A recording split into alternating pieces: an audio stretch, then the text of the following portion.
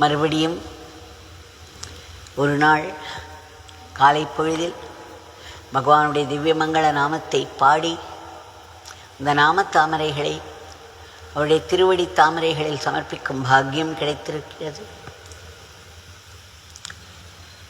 பகவானிடம் எதை சமர்ப்பித்தாலும் அது பன்மடங்கு பெருகி நம்மிடம் வரும். ஆக இந்த நாள் முழுவதும் பகவானுடைய நாமத்தினால் நிரப்புவோம். இன்றைக்கு மறுபடியும் ஒரு உச்சிஷ்ட உபதேச பிரசாதத்தை பகிர்ந்து கொள்வோம். எல்லோருக்கும் தெரியும், சன்னதி தெரு வீட்டில் பகவான் அவரிடம் மிகவும் பக்தியோடு இருப்பவர்களுக்கு ஒரு அழகிய தன்னுடைய படம் ஒன்றை தருவது வழக்கம். அவர் கையாலேயே அதை தருவார். அது பூஜைக்குரிய படம். அது சோபனா ஆஃப்செட்டில் பிரிண்ட் ஆகி வந்தது. திரு ஜனார்தனன் அவர்கள் அதை செய்து கொடுத்தார்கள். அந்த படம் இன்றும் ஆசிரமத்தில் முக்கியமாக வருபவர்களுக்கு, நிறைய சேவை செய்பவர்களுக்கெல்லாம் கொடுத்து வருகிறோம். அதை வாங்குவதற்கும் ஆசிரம ஸ்டாலில் வைக்கப்பட்டிருக்கிறது. இந்த படத்தை பற்றி பகவான் மிகவும் விசேஷமாக சொல்லியிருக்கிறார். நமக்கு முன்பே தெரியும், பார்த்து கொண்டிருந்தோம்.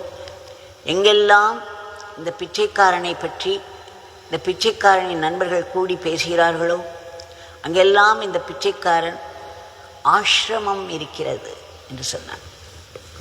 எப்பேற்பட்ட அருள் வாக்கு! 2 பேர் கூடி அவரை பற்றி பெருமையாக நாம் பேசினோம், பக்தியோடு பேசினோம் என்றால் அந்த இடம்தான் ஆசிரமம். அங்கு இந்த பிச்சைக்காரன் மிகவும் சந்தோஷமாக தங்குவான் என்று சொன்னார். சந்தோஷமாக இருக்கிறான். அதேபோல் அந்த படமானது சோபனா ஆஃப்செட்டில் பிரிண்ட் ஆகி அவர் கையாலேயே கொடுக்கப்பட்ட அந்த படமானது எந்த வீட்டில் இருந்தாலும் அது ஆசிரமமே என்றும் வாக்குறுதி கொடுத்திருக்கிறார். அதன் பிறகு சொல்லியிருக்கிறார்,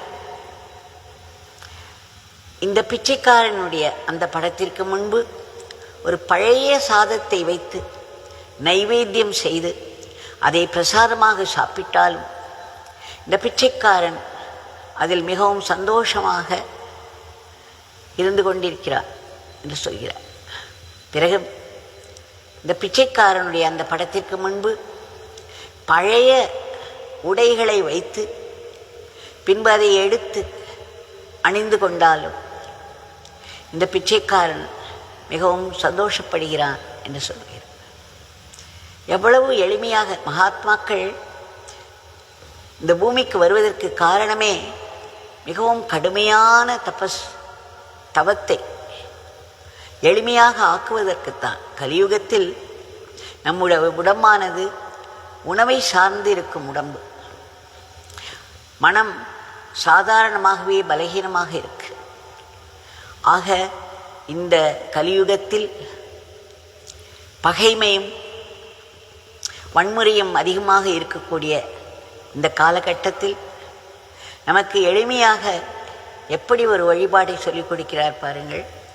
இந்த படத்திற்கு முன்பு 2 ஊதிபத்திகளை ஏற்றி அதை சுற்றி பிறகு சில நிமிடங்கள் இந்த பிச்சைக்காரனுடைய நாமத்தை சொல்லி எந்த பிரார்த்தனை வைத்தாலும் அது நிறைவேறும் என்றும் வாக்குறுதி கொடுத்திருக்கிறார். இதைவிட எளிமையாக ஒரு வழிபாட்டு முறையை யார் சொல்லித்தர முடியும்? இதை கூட நாம் உபயோகித்து கொள்ளாமல் இருந்தோமானால் நாம் எப்பேற்பட்ட முட்டாள்கள். மிக மிக எளிமையாக தன்னுடைய நாமத்தை கொடுத்து இந்த நாமத்தை பாடும் பொழுதெல்லாம் அந்த இடத்தில் அந்த க்ஷணமே இந்த பிச்சைக்காரன் என்று கூட சொல்ல மாட்டார், என்னுடைய தந்தை அங்கு பிரசன்னமாகி விடுகிறார் என்று வாக்குறுதி சொன்ன பகவான் தன்னுடைய இந்த பிரத்யேக ஸ்பெஷல் படத்தை கொடுத்து இதற்கு முன்பு 2 ஊதுபத்திகளை ஏற்றி வைத்து 2-3 நிமிடங்கள் இந்த பிச்சைக்காரனுடைய நாமத்தை சொல்லி பிரார்த்தனையை வைத்தால் அந்த பிரார்த்தனை நிறைவேறும் என்றும் சொல்லியிருக்கிறார். ஆக பழைய சாதத்தை வைத்து நைவேத்தியம் செய்து அதை பிரசாதமாக சாப்பிட்டாலும் இந்த பிச்சைக்காரனுக்கு சந்தோஷம். பழைய உடைகளை வைத்து பிறகு அதை அணிந்து கொண்டாலும் இந்த பிச்சைக்காரனுடைய அருள் கிட்டும். எல்லாவற்றிற்கு மேல் இந்த எளிய படம் இருக்கும் இடங்களெல்லாம் ஆசிரமம் தான் என்றும் சொல்லியிருக்கிறார். அவரை பற்றி பேசினார். அவர் சொல்லியிருக்கிறார் அல்லவா, ஏற்கனவே நாம் பகிர்ந்து கொண்டிருக்கிறோம். அவருடைய விசிறியையோ அல்லது கொட்டாங்குச்சியையோ அல்லது அவருடைய ஒரு அசைவையோ அல்லது அவருடன் நமக்கு ஏற்பட்ட ஏதோ ஒரு அனுபவத்தையோ நினைத்தாலே அந்த இடத்தில் தந்தையினுடைய ஆசீர்வாதங்கள் கொட்டும் என்று சொல்லியிருக்கிறார். எவ்வளவு எளிமையாக ஒரு வழிபாட்டை ஆக்க முடியுமோ அவ்வளவு எளிமையாக ஆக்கி தன்னுடைய திருநாமத்தை தந்து தன் வாழ்க்கை முழுவதும் தான் சொல்லிய உபதேசங்களை கடைபிடித்து வாழ்ந்து காட்டி இன்றைக்கு நமக்கெல்லாம் இதோ இந்த ஆசிரமத்தின் நடுவில் இந்த பிரதான் மந்திரில் மிக மிக ஒளிமிக்க வடிவமாக பார்ப்பதற்கு பலருக்கு இது கருப்பாகவும் வெறும் சிலையாகவும் தோன்றலாம்.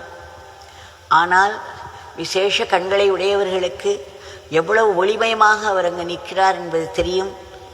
நாம் பகவானுடைய திருநாமத்தை பாடும் பொழுதெல்லாம் அந்த உருவத்தில் அசைவுகள் தோன்றுவதை பார்க்க முடியும். அவர் அந்த மூர்த்தியிலிருந்து வெளிவந்து நடமாடுவதையும் எல்லோருக்கும் ஆசீர்வாதம் செய்வதையும் சில சமயங்களில் நடனமிடுவதையும் பார்க்க முடியும். ஆக பகவானுடைய இந்த ஒரு சிறந்த உபதேசத்தை நாம் உபயோகித்துக் கொள்வோம்.